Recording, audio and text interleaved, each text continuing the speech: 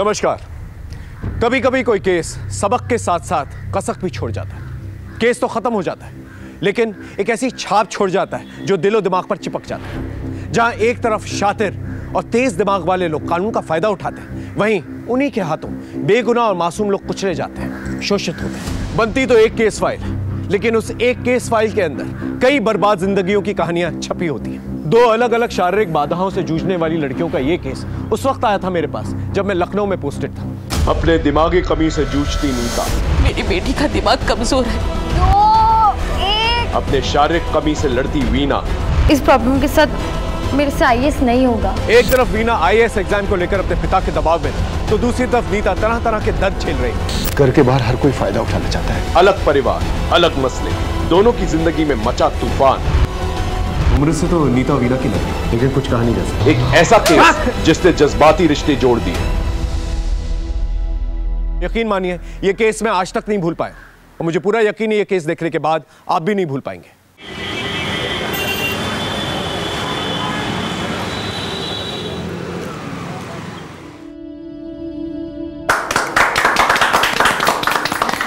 बैठिए। तारा, सबका मुंह मीठा कराओ। हाँ। ये तो सब दीजिए, शादी की तारीख कब तक निकलेगी? देखते हैं पंडित जी से मिलके शादी की कौन सी तारीख निकलती है। वैसे भी हमारे मनोज को बहुत जल्दी शादी करनी है।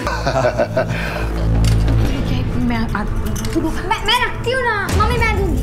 मम्मी नहीं, मैं दूंगी। नहीं नहीं नहीं मम्मी नहीं। मम्मी मैं दूंगी। अच्छा ठीक है, संभल के लेके जा। हाँ नीता, मैं कर दे तुम्हारे। नहीं नहीं मैं रखती हूँ जीजी। नहीं नहीं नहीं नहीं नहीं मैं रखती हूँ ना जीजी, आप छोड़।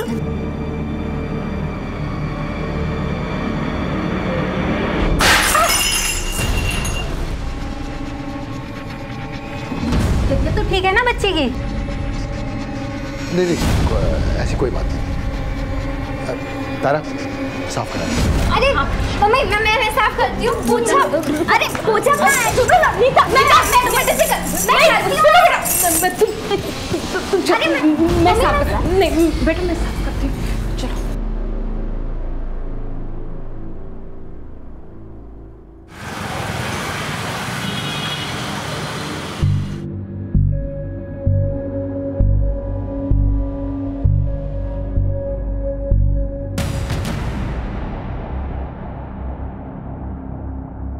अरे कंट्रोल कर इसे, इसके चलते एग्जाम खराब हो रहे हैं तेरे।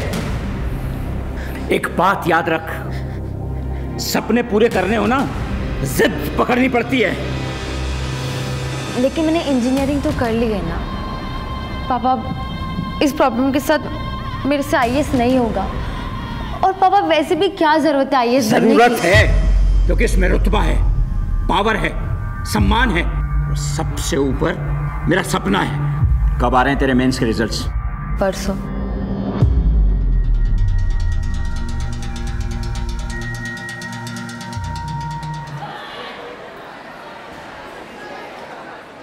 एक, 2, 3, 4। देख क्या कर रही है? दिख रहा होगा इसको कुछ आसमान में। इसका तो दिमाग ही काम नहीं करता, और मुझे तो समझ नहीं आता इसके माँ बाप इसका स्कूल क्यों भेजते हैं। ऐसे लोग बोझ होते हैं अपने माँ बाप के ऊपर, इसलिए तो सोचते हैं कि इनको स्कूल भेज के कुछ देर शांति से रह सके। और तुझे पता है, ये ना 1-2 बार घर से भाग भी चुकी है। सच में? हाँ।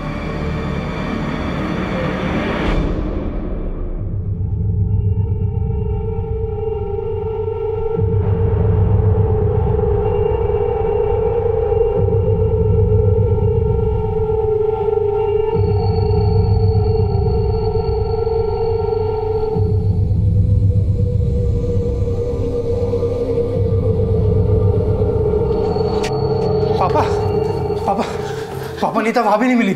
मार्केट में देखा? हर जगह देखा पापा। क्या नीता वहां भी नहीं पहुंची?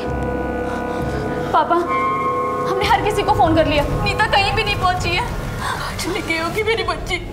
तूने उसे गली के चौराहे तक देखा? माँ, मैं हर जगह देख कर रहा हूँ, नीता कहीं भी नहीं है। तुम भी कमाल करती हो, चौराहे तक आएगी तो घर पे नहीं आएगी।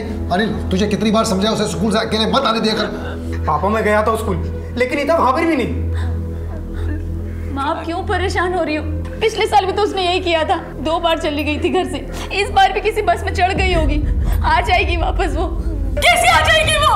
हाँ, कैसे आ जाएगी? माँ, उसके दिमाग की हालत ठीक नहीं है। वो सिर्फ दिखने में 18 साल की, लेकिन उसका दिमाग एकदम बच्चे जैसा है और उसे दुनिया की भी कोई समझ नहीं है। मेरा दिल बहुत घबरा रहा है। आप ढूंढिए ना उसे, कहाँ है मेरी बच्ची? ढूंढिए ना मेरी बच्ची। मैं कुछ करता हूँ। फिर से नाम नहीं आया, इसका मतलब तो यही हुआ ना कि तू फिर से फेल हो गई। पापा, मैंने पूरी तैयारी की थी। क्या खाक तैयारी की थी? आखिरी अटेम्प्ट बचा है, ठीक से तैयारी करो, तुम्हें IAS बनना है बस। लेकिन पापा, इस हालत में मुझसे नहीं होगा पापा। पापा मेंस में बहुत लिखना पड़ता है, मुझसे सच में नहीं होगा। अरे सब दिमाग में है तेरे। अभी हिल रहा है हाथ, हिल रहा है अभी। इसका इलाज भी है मेरे पास।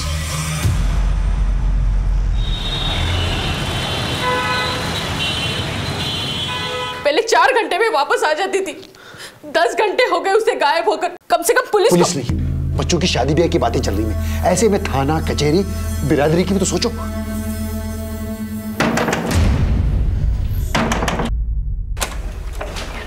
जी, ये आपकी बेटी है? नीता कहाँ गई थी बेटा? नीता कहाँ गई थी तुम? शुक्रिया, चाय पानी कुछ लेंगे आप? नहीं, आपकी बेटी को संभाल के रखिए। बहुत बहुत धन्यवाद आप लोगों का। तुम लेट जाओ, हम तुम्हारे लिए पानी लाते हैं और दवा भी ले आएंगे, तो तुम्हें दर्द नहीं होगा।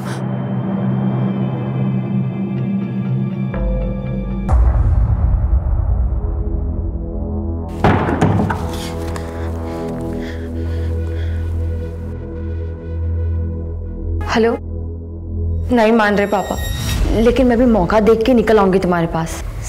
सारे अरेंजमेंट्स तो हो जाएंगी ना? हाँ वीना, मैं तुम्हारे साथ हूँ। देखो, वहां से ऐसे निकलना किसी को पता ना चले, फिर देखते हैं क्या करना है।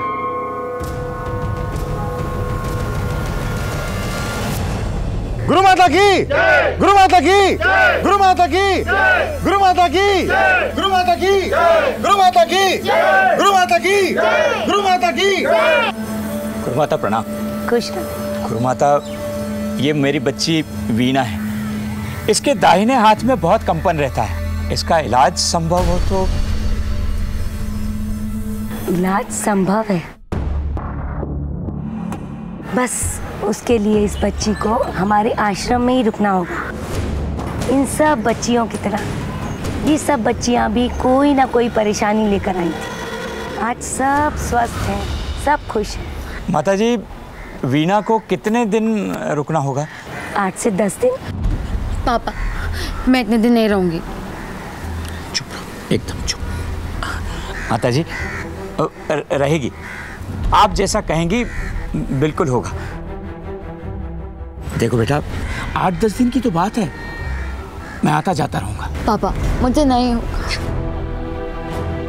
बेटा घबराओ मत, और फिर इस आश्रम में तुम अकेली तो नहीं हो, ये सब आपके साथ है।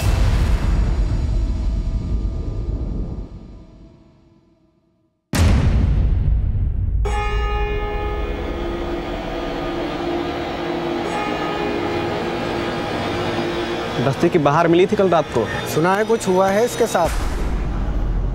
हमें बचपन से सिखाया जाता है कि डिपेंडेंट लोगों का ख्याल रखें, चाहे वो बच्चे हों या बूढ़े।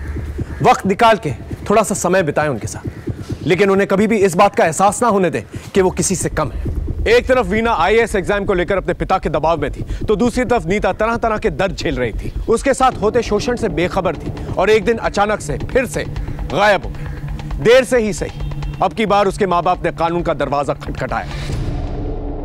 लड़की को गायब हुए 6 दिन हो गए और अब आए आप लोग। सर, हम लोग ढूंढ रहे थे और हमें लगा कि वो लौट आएगी। 6 दिन बाद लगा आप लोगों को? कैसे माँ बाप हैं आप? सर, इससे पहले भी वो गई है, लेकिन लौट आई थी। इससे पहले मतलब? सर, मेरी बेटी का दिमाग कमजोर है, वो कहीं पे भी चली जाती है, रास्ता भटक जाती है। और पिछली बार तो वो पिछली बार 10 घंटों के बाद लौट आई थी। किसी पे शक है आप लोगों का? नहीं सर। देखिए आपकी लड़की 18 की है, तो ऐसा भी तो हो सकता है किसी लड़के के साथ कोई चक्कर चल रहा हो, आप दोनों को पता ही नहीं था, या फिर कोई उसके पीछे पड़ा हो। नहीं नहीं सर, मेरी बेटी ऐसा नहीं कर सकती। मैंने कहा ना आपसे, उसका दिमाग कमजोर है, वो सिर्फ स्कूल जाती है और कहीं नहीं। कोई फोटो वगैरह है आप लोगों के पास? हाँ सर। ठीक है, हम अपनी कार्रवाई शुरू करते हैं, आप लोग जा सकते। ठीक है सर, थोड़ा जल्दी कीजिए सर। राज जी, ये फोटो सभी थानों में सर्कुलेट करो और मोहल्ले में स्कूल में पूछताछ करो। जी सर।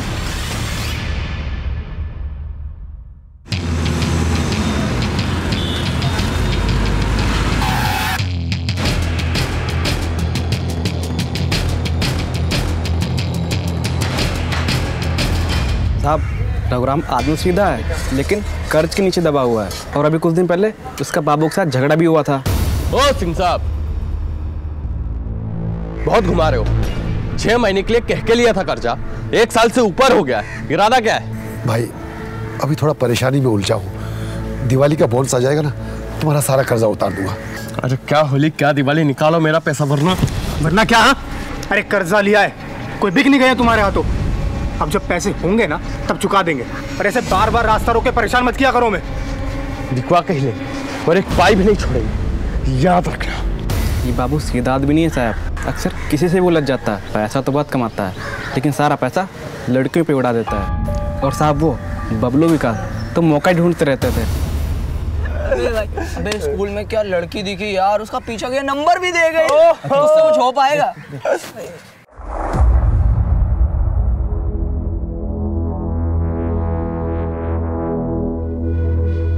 अरे पगला, ओए सुनना, 2 और 2 कितने होते? 2 और 2 1 2 3। अरे 22 होते हैं रे, 20 होते हैं। आई लव यू बोलना। गंदी बात है, हम नहीं बोलते। अरे सुन तो, वीडियो देखेगी? देखना ये देख, देखना। अरे देखना, अरे देखना, देखना। छोड़ो मुझे, मैं जीजी को बुला दूंगी। अरे बुलाना जीजी को, हम भी देख लेंगे। जीजी! ऊपर से सुनने में आया था कि कुछ दिन पहले उस लड़की नीता के साथ रेप भी हुआ था।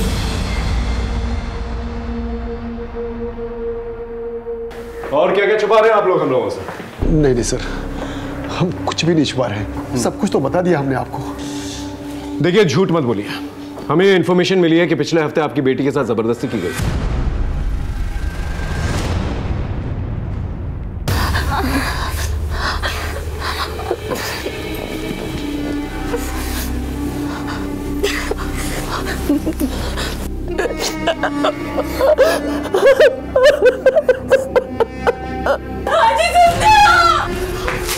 क्या हो गया? किसी ने इसकी इज्जत ले लिया। पापा मैं कहता हूँ पुलिस कंप्लेंट करते। पापा क्या पकते हो? बात पहले की ना तो शादी टूट जाएगी।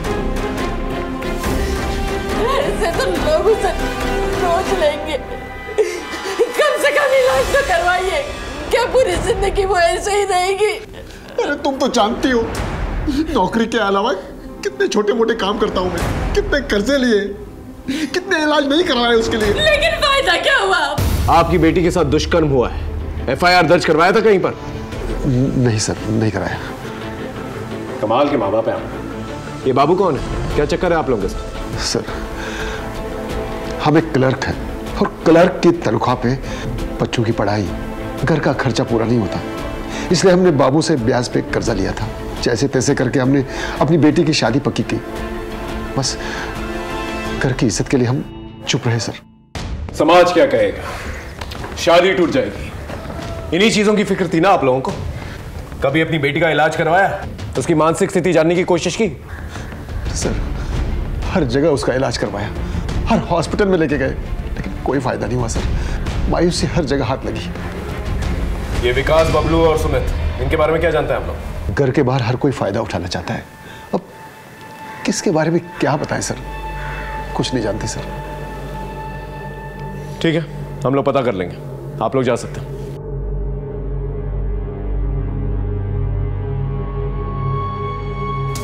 राजदीप साहब, ये बबलू, विकास, सुमित और बाबू को उठा के ले गया सब।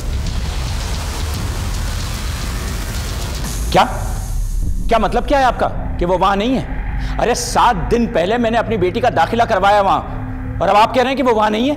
अरे वो यहां नहीं आई और उसका कोई फोन भी नहीं आया।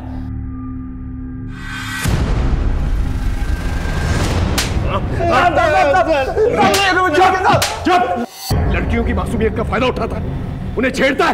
हाँ? हाँ? बोल बोल, नीता का बोल। हाँ? हाँ? सर हम उसे मजे लेने के लिए परेशान करते थे सर, हमने कुछ नहीं किया सर। कुछ नहीं किया? नहीं सर, हमने कुछ नहीं किया। अच्छी तरह से खातिरदारी करो इन लोगों। देख, तेरा रिकॉर्ड बहुत खराब है बाबू, सच सच बता। बाप को कर्ज देता है, बाद में बेटी से वसूलता है। सीधे सीधे बता दे, नीता का है, बोल। मैं मानता हूँ कि मेरा झगड़ा हुआ था रघुराम जी से, वो थे कि मेरा पैसा लौटाने का नाम ही नहीं ले रहे थे साहब। अब पैसा अटक गया था, मेरा घर परिवार कैसे चलता साहब? घर या याशी का अड्डा, तेरा पूरा कच्चा चिट्ठा है हमारे पास, समझ में आया? सच बोल। साहब मैं मानता हूँ कि मेरा उससे झगड़ा हुआ था, लेकिन इन सब में मेरा लेना देना नहीं है साहब, मैं सच बोल रहा हूँ साहब। सर मैंने खुद एडमिशन करवाया था अपनी बेटी का, अब वो कह रहे हैं कि बिना बताए वो वहां से कहीं चली गई है। सर मैंने तो उसका मोबाइल भी अपने घर पे रख लिया था सर। आश्रम का नाम क्या बताया आपने? तत्व आश्रम बसंतपुर।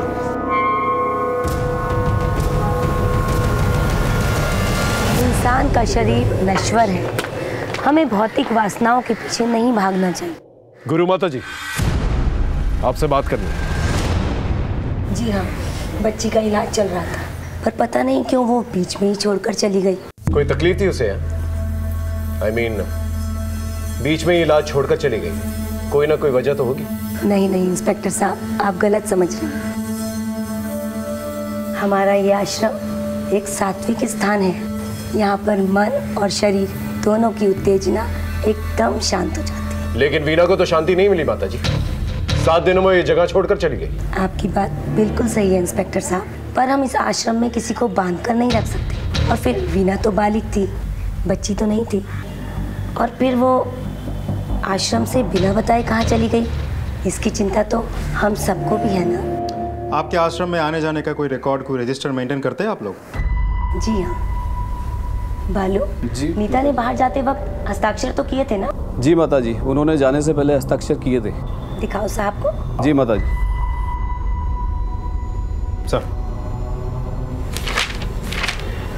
सर अंदर तो कोई नहीं है। ठीक है, हम चलते हैं।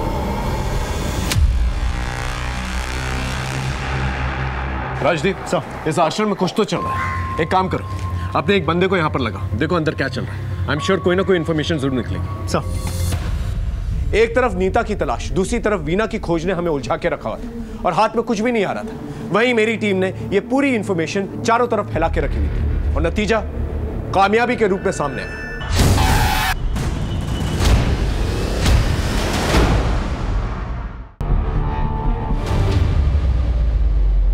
हाँ सर, यही नीता है। 5 दिनों से तो यही थी, पता नहीं कहाँ चली गई। चली गई मतलब किधर चली गई? मालूम नहीं सर, भटक रही थी इधर उधर। कुछ मानसिक प्रॉब्लम था उसे, ज़्यादा किसी से बात भी नहीं करती थी। मेडिकल जांच भी हुआ था उसका, उससे पता चला था कि उसका यौन शोषण हुआ है। हमने यहाँ पे इलाज शुरू कर दिया था। नीता, उसके साथ कोई हादसा हुआ था, जब देखो तब गुमसुम खामोश। फिर हमने उसे अपने थेरेपी सेशन में डाल दिया। तो आज का विषय है वाटर सेविंग, यानी कि पानी की बचत, और आज का लेक्चर सरिता मैडम बताएंगी। वाटर सेविंग ना, ये क्या है? कहाँ बेटा? इधर इधर बालों के बीच में। ओ ये तो सिंदूर है। सिंदूर हमें भी लगाना है। सिंदूर वो लोग लगाते हैं जिनकी शादी हो जाती है। हाँ, हमारी भी हुई है ना शादी। कब? किससे?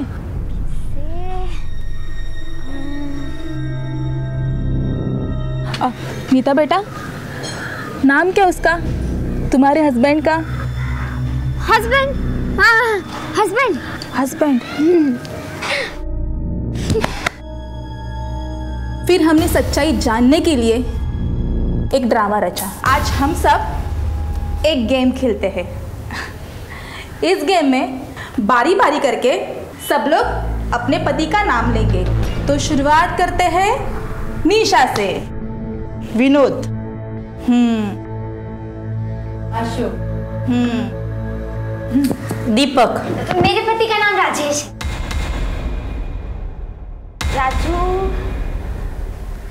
राजेश है। राजेश? कोई सरनेम? नहीं, सिर्फ राजेश।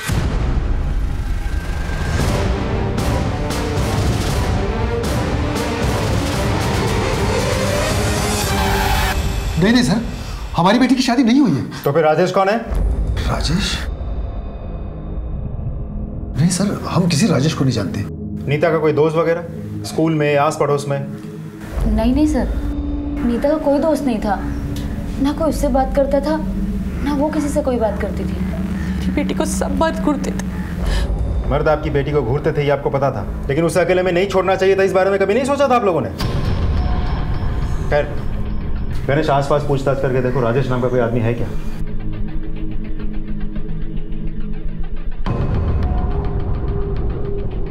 गणेश, इस फैमिली पे नजर रखो और जैसा भी होता है मुझे अपडेट करो।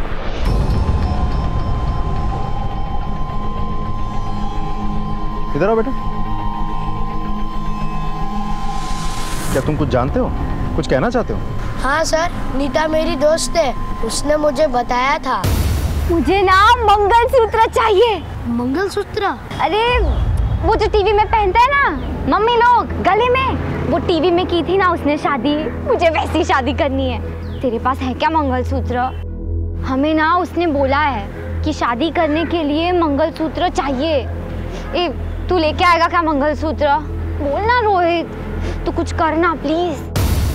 मंगलसूत्र? मतलब नीता को शादी के लिए कोई उकसा रहा था और उसे घर से भगाने में कामयाब भी हो गया था, फिर बाद में उसका इस्तेमाल किया होगा और सड़क पर छोड़ दिया होगा। एक काम करो, सभी थानों को अलर्ट करो। नीता जैसी लड़की का कोई भी फायदा उठा सकता है, उसे जल्द से जल्द ढूंढना होगा। और एक काम करो, मोहल्ले में आने जाने वाले रास्तों पे पूछताछ करो। आप एक्सक्यूज मी। हाँ बोलो। अच्छा ठीक। पता नहीं वो एक बात बार बार कहती थी कि किसी आश्रम में उसका इलाज हो रहा है, तत्व आश्रम। तत्व आश्रम? उधर कोई वीना नाम की लड़की उसके रूम में उसके साथ रहती थी।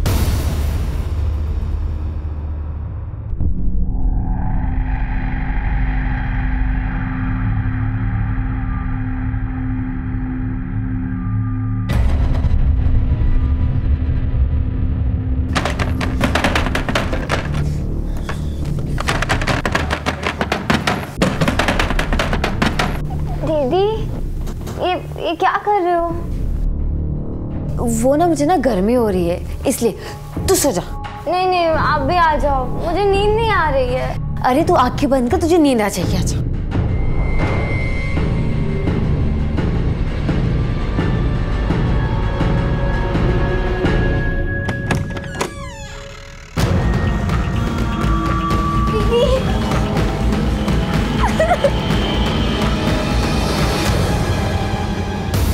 वीना?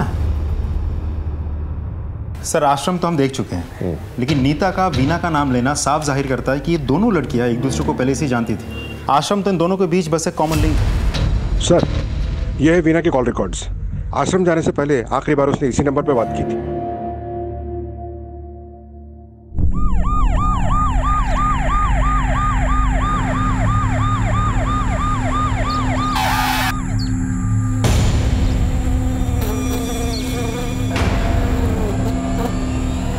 आसपास चेक कर।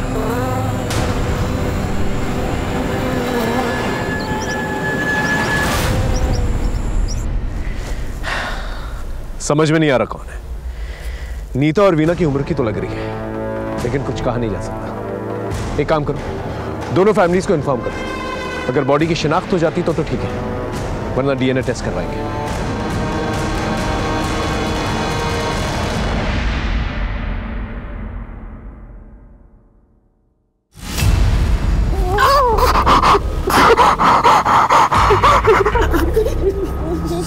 ये मेरी बेटी नीता नहीं है, नहीं नहीं है मेरी बेटी।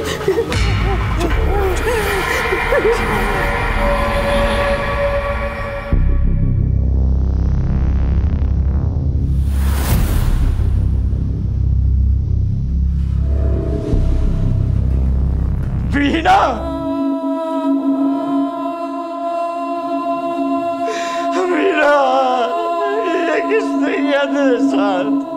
मैं तो तेरे पंख सजा रहा था और कुछ नहीं।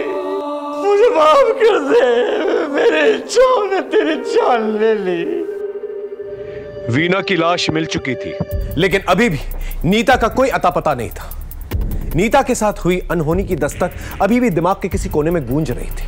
जब कोई केस चल रहा होता है तो उठते बैठते सिर्फ उसी की धुन सवार होती है, लेकिन कभी कभी केस सुलझते सुलझते और उलझ जाते हैं।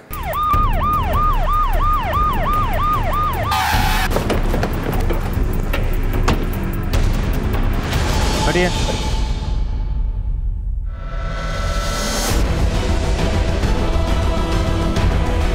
सर ये तो नीता है।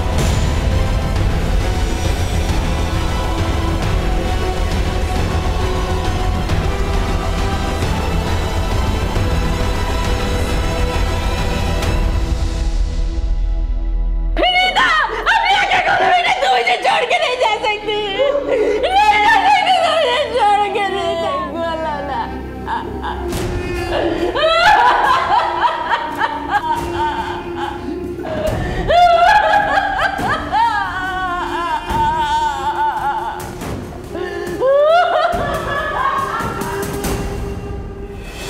ये अकेली इतनी दूर तो गई नहीं होगी वहां पर। इसे कोई लेकर गया होगा और फिर बाद में मार दिया होगा।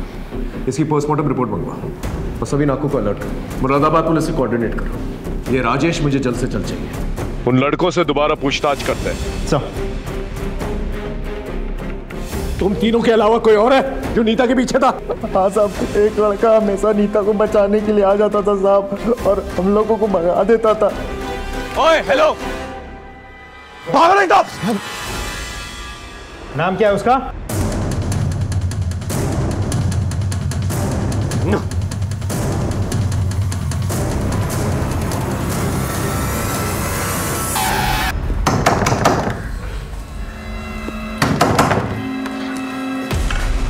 तो राजेश है? नहीं सर, राजेश मेरा दोस्त है। कहाँ है राजेश? सर वो मुरादाबाद गया है अपने पेरेंट्स के पास। करता क्या है वो? टीके कॉलेज में पढ़ता है, BA फाइनल। मुरादाबाद घर का एड्रेस है तेरे पास? है सर। साथ में फ़ोन नंबर भी देना।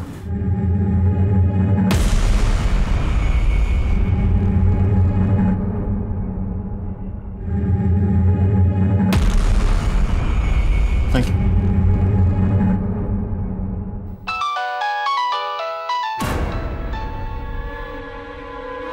किधर है?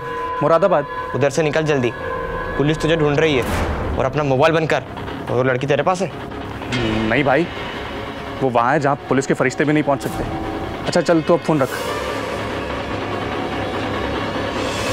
सर, राजेश मुरादाबाद से फरार है। टीम उसकी खोज में है। आप एक्सक्यूज मी। हाँ बोलो। अच्छा ठीक है सर, एक बहुत बड़ी लीड हाथ लगी है।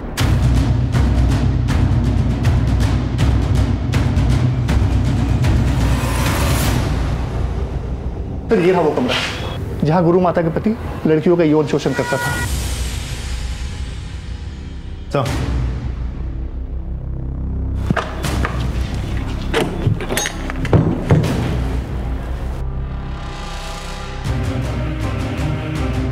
तो ये तो तहखाना है। जी सर, जी सर।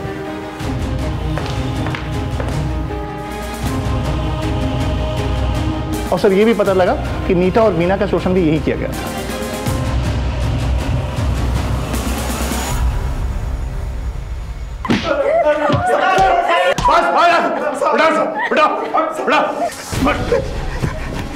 नहीं साहब, नहीं साहब, बताते लोग अपनी बेटियों को इलाज के नाम पे हमारे आश्रम में छोड़ जाते हैं साहब, और हम इसका भरपूर फायदा उठाते हैं साहब। सर एक दिन वीणा ने बेहोशी का दवा नहीं पिया और उसने बेहोश होने का नाटक किया सर, और जब मैंने उसको बिस्तर पे लिटाया तो उसने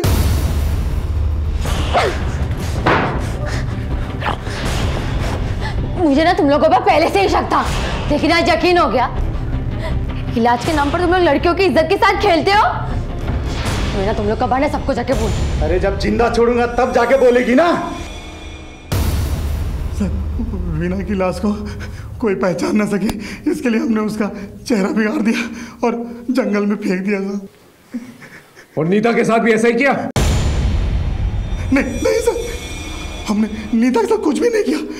उसका बाप उसे लेने आया तो हमने उसे जाने दिया साहब, और ये सोचकर कि वो किसी को कुछ नहीं बताएगी, और अगर बोलेगी भी तो कोई उसका विश्वास नहीं करेगा साहब, क्योंकि उसके साथ ऐसा पहले भी हुआ था साहब। ये उसी के बाप ने हमें बताया था साहब।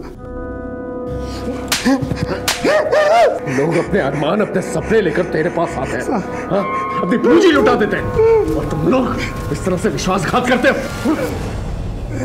फांसी हो जानी चाहिए तुम जैसे लोगों को। नीता की लाश मिल चुकी थी और हमारी टीम दिन रात करके राजेश को ढूंढने में लगी हुई थी।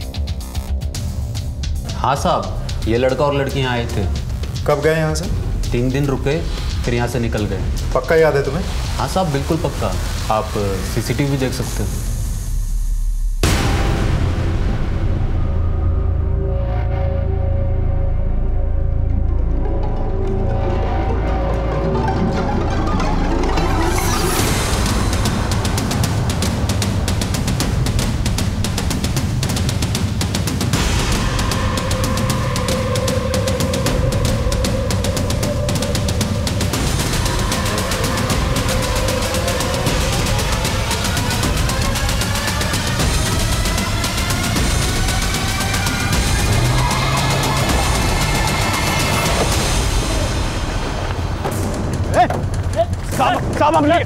मैंने क्या किया साहब? मैंने क्या किया? बहुत जल्दी ना तुझे। हाँ?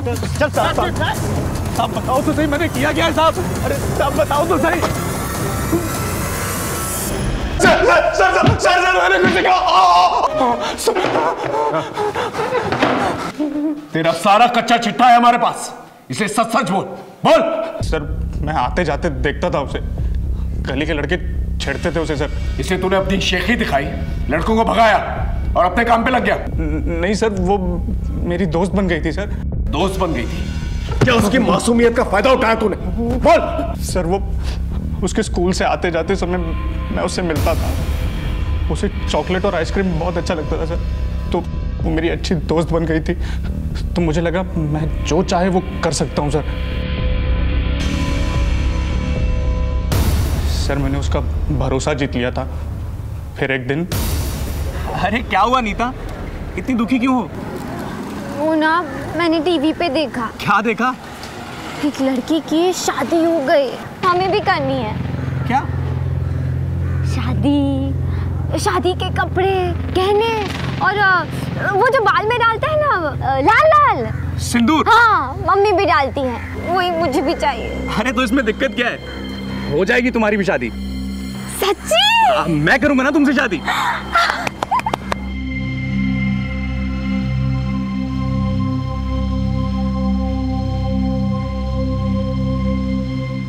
नीता। राजेश! नीता तूने शादी के लिए बोला था ना? हाँ। तो शादी का टाइम आ चुका है और मैंने सारी तैयारियां भी कर ली हैं। अच्छा, मैं घर में सबको बता के आती हूँ। अरे नहीं बाबा, ये ना सीक्रेट वाली शादी है, सबको बताएंगे तो बात बिगड़ जाएगी। हाँ, तो फिर क्या करेंगे? तो फिर क्या, तू चल मेरे साथ। हाँ, तो चल मेरे साथ। चल चल चल, चल। मैं उसे भगा के उस होटल में ले गया था सर। आओ।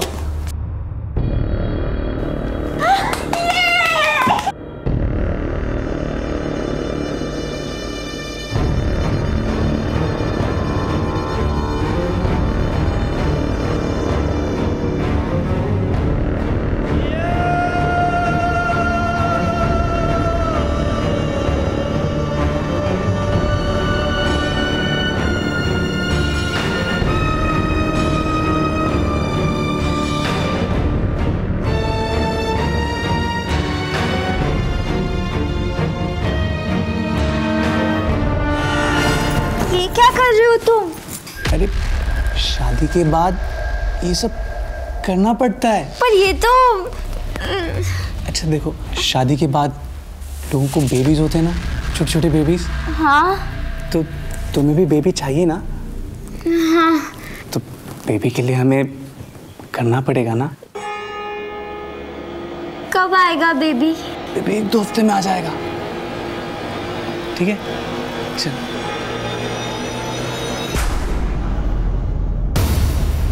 सर हम लोग 3 दिन उस होटल में रुके, फिर मेरा जी भर गया था और मुझे घर वापस जाना था और उस लड़की से पीछा छुड़ाना था मुझे। निकाल इसे। ये क्यों कर रहे हो तुम? तू ना इसके लायक नहीं है। और ये सिंदूर निकाल के चल, मेरा मंगलसूत्र, निकल यहाँ से, चल। मेरा मंगलसूत्र दे दो।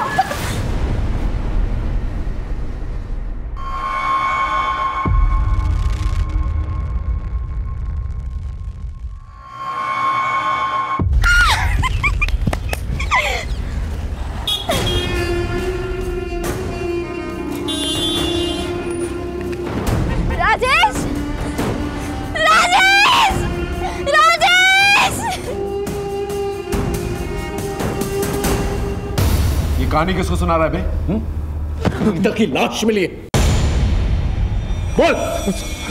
सर मैंने आपसे जो कुछ कहा सच कहा सर। मैंने उसे मारा नहीं है, मैंने तो उसे वहां मार्केट में छोड़ दिया था सर। मैंने उसे मारा नहीं सर, सच बोल रहा सर। मर्डर नहीं किया, लेकिन रेप तो किया ना उसका तूने, वो भी दिमाग से लाचार लड़की का, और सारी उम्र जेल में सड़ गया।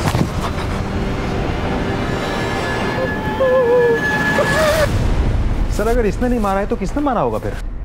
ताज्जुब की बात यह है कि नीता घर आई और घर से उसे राजेश लेकर गया और घर वालों ने देखा ही नहीं।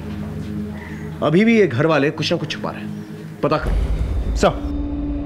सर मैं ऑफिस में था, मेरी वाइफ का फोन आया, उसने मुझे नीता के बारे में बताया। सर मैं कॉलेज में था, पापा का फ़ोन आया कि नीता घर नहीं लौटी, तो सर मैं तुरंत घर आ गया। मैं पड़ोस में कहीं थी, जब नीता बहुत देर तक घर नहीं आई तो मैंने इनको फ़ोन लगाया। जब मैं शाम को घर लौटा तो पता चला कि नीता स्कूल से नहीं लौटी। सर करीब 1:30 बजे हम पॉलिटेक्निक से घर आए, आते ही हमें नींद आ गई तो हम सो गए। फिर हमें नहीं पता कि नीता घर आई कि नहीं आई। सामने का दरवाज़ा हमने खुला ही छोड़ा था, और वैसे भी सामने का दरवाज़ा तो हम लोग रात में ही लगाते हैं। घर के सभी लोगों के कॉल रिकॉर्ड्स निकलवाओ, और जो लैंडलाइन है उसके भी रिकॉर्ड चाहिए मुझे। Okay sir. दोबारा करेगा? चोरी करेगा? नहीं करूंगा साहब। लेके जाओ सर। नहीं करूंगा साहब। सर कॉल रिकॉर्ड्स आ गए हैं, लेकिन इसमें कुछ भी खास नहीं है, लोकेशन भी सब सही है, लेकिन सर चौंका देने वाली बात तो कुछ और ही है। ये देखिए, ये नीता के घर के लैंडलाइन के कॉल रिकॉर्ड्स हैं। आज से करीब 2 हफ्ते पहले एक नंबर से यहाँ कई बार फ़ोन आए थे। ये उसी एनजीओ का नंबर है जहाँ नीता रह रही थी। और अभी 4 दिन पहले फिर से दोपहर को फ़ोन आया और 2 मिनट बात हुई। सर इससे ये तो क्लियर हो जाता है कि घर वालों में से किसी को तो ये बात पता थी कि नीता एनजीओ में रह रही थी। 4 दिन पहले, यानी उसी दौरान जब नीता का मर्डर हुआ। हो ना हो, कातिल कोई घर का ही है। ये नंबर तो यहाँ का ही है, हमारे स्टाफ में से किसी ने नहीं किया, क्योंकि किसी के पास नंबर ही नहीं है। हो सकता है शायद नीता ने किया होगा।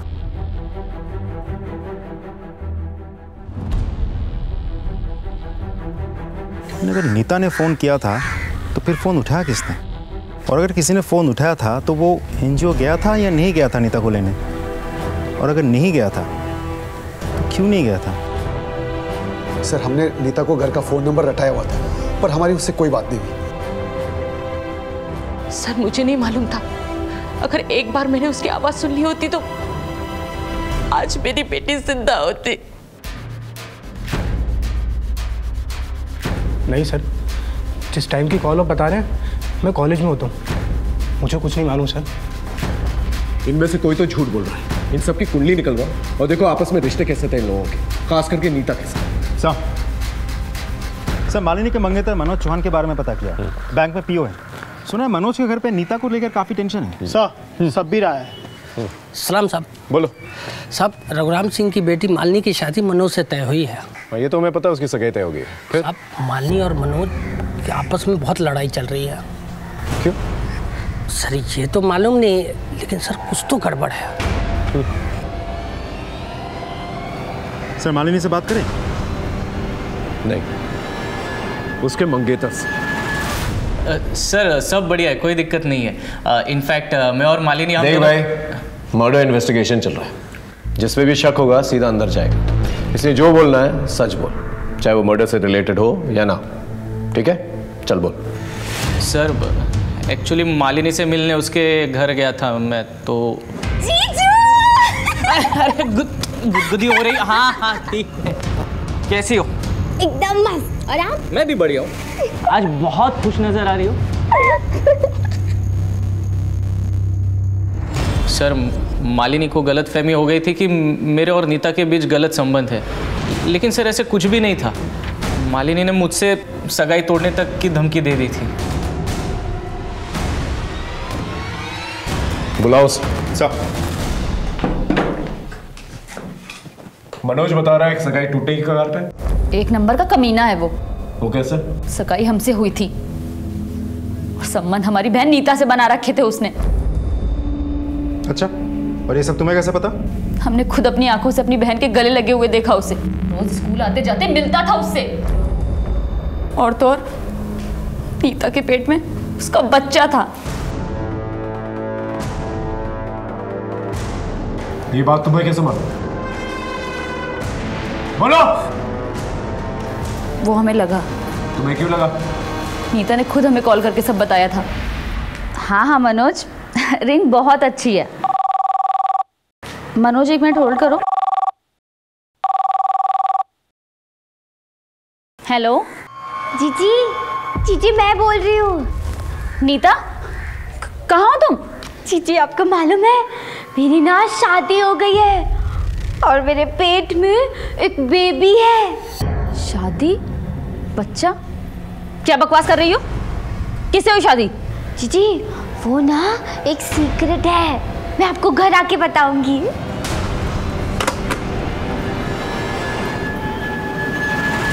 हमें लगा ये सब मनोज ने किया है, पर मनोज से ज्यादा हमें अपनी बहन नीता से नफरत होने लगी थी। इसीलिए हम घर से निकले और रास्ते में हमें नीता मिल गई। हमसे बहला फुसला के एक सुनसान जगह ले गए। अब आ गई मेरी प्यारी जीजी, मेरी क्यूट जीजी। बस बस, अब घर चलें? चलो। ऑटो से जाएंगे ना? नहीं, हम पैदल जाएंगे। दीदी ये शॉर्टकट है क्या? हाँ ये शॉर्टकट है, बस देखो थोड़ा सा और आगे जाएंगे, आ गया।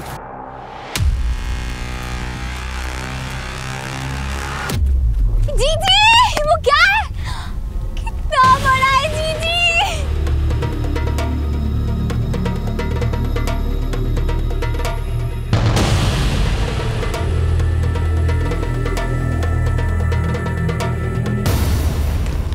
ये रही नीता की पोस्टमार्टम रिपोर्ट। इसके मुताबिक वो मरते वक्त प्रेग्नेंट नहीं थी, बल्कि उसके दिमाग में ये बात राजेश नाम के एक लड़के ने डाली थी, जिसने उसका किडनैप किया और बाद में उसका बलात्कार। तेरी गलत फहमी की वजह से तूने अपनी बहन की जान ले ली।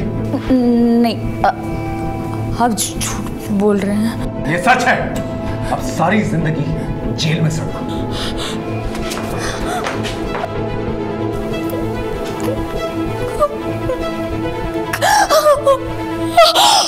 वीना का इलाज अस्पताल में करवाने के बजाय उसके पिता उसे एक ढोंगी बाबा के पास ले गए, जहां पर इलाज के नाम पर उसके साथ शोषण होता रहा। गौर करने वाली बात यह है कि इन बाबाओं के चक्कर में केवल मानसिक रूप से पीड़ित लोग ही नहीं जाते, बल्कि वीना जैसी पढ़ी लिखी लड़की और उनके परिवार वाले भी फंस जाते हैं। ये बात अपने आप में एक बहुत बड़ी दस्तक है। अपनी मेहनत और अपनी काबिलियत के दम पर कामयाबी पाने के बजाय इंसान चमत्कारी शॉर्टकट ढूंढने लगता है। उन्हें लगता है एक जादू की छड़ी घूमेगी और रातों रात उन्हें कामयाब करके चली जाएगी, लेकिन होता बिल्कुल उल्टा है। उन्हें तबाह करके चली जाती है। फिर मिलेंगे एक नए केस के साथ। तब तक देखते रहिए क्राइम पेट्रोल 10 तक।